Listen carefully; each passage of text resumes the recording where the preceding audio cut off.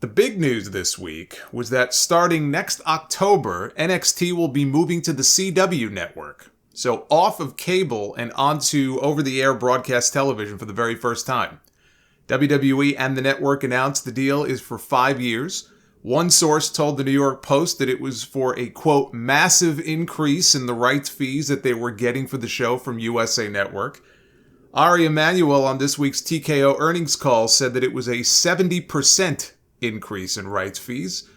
Internally, it's believed that on USA, NXT was getting around $15 million per year, and now they would be getting in the area of $30 to $35 million per year. That's according to Mike Johnson of PW Insider. Deadline.com is hearing the same thing, that the deal is more than double the $15 million per year that they were getting from USA.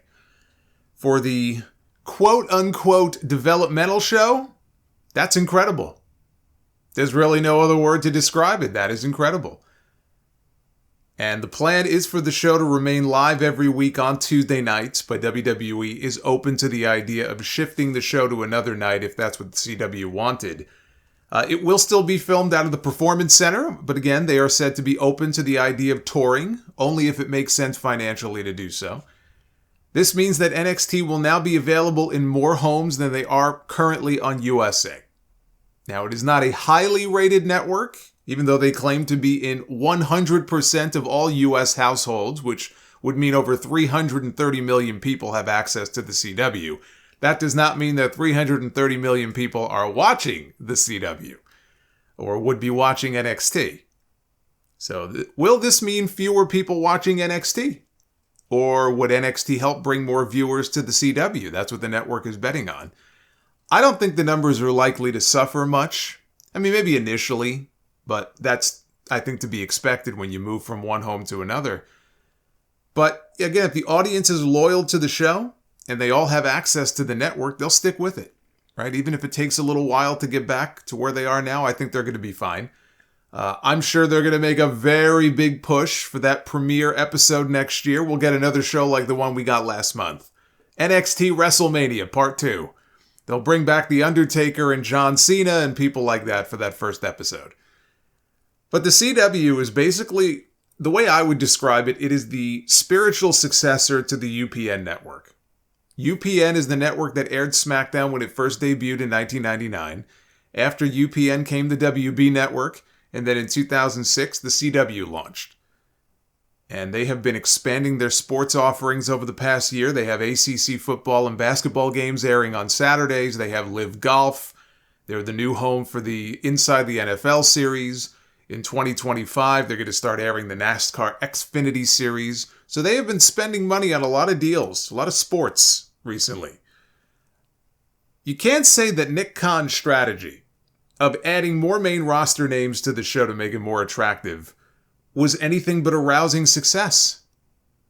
And here we are now, 10 years after the opening of the Performance Center, and 9 years after NXT started airing on the WWE Network, and they have turned it into a viable third brand that now is going to be airing on broadcast television for the very first time, and is going to be bringing in close to $40 million per year in rights fees for the next 5 years. Right? It was Triple H's vision to turn NXT into something and place this renewed focus on developmental at a time when they had taken their eye off the ball for a while when it came to their developmental system. And it really hurt them for a number of years. They were not developing new talent there for a while. And yes, Triple H started bringing in tons of indie talents. He basically took all of the key talent away from Ring of Honor that made them a real alternative to what WWE was offering at the time. Triple H brought them into NXT. He started running it like his own super indie. Everything he used to be opposed to, right? Triple H was never an indie guy. But he had enough foresight to say, okay, I want to create a buzz here around NXT. How do I do that? Well, I go out and I get a Tyler Black. I go out and I get, an El Generico and a Kevin Steen and Prince Devitt and all these people that he brought in that turned NXT into the hot brand there for a number of years in WWE. Look at the WWE main roster today. Today, the main roster is populated by a lot of those independent Ring of Honor talents. Now, some people don't like that, and they say, oh, that was the downfall of the business, bringing in all the indie talents, all the indie darlings. But WWE is making money hand over fist today. They're making more money than they have ever made before with a roster filled with those people. Those NXT takeover shows, they were the best television that WWE was producing for years. And then they blew up NXT, and it wasn't the same. They went too far with it at first. They tried to throw so many new things and so many green people on television all at once just to see what would stick. It didn't work. Now they've settled on a mix of veteran talent and developmental talent, and it seems to be working. So I don't think you can look at the NXT experiment now, 10 years in, as anything but a huge success for the company. Now, House of Wrestling says that the talks intensified between WWE and the CW this past week after the CW got so much negative feedback over the cocaine spot on the NWA pay-per-view.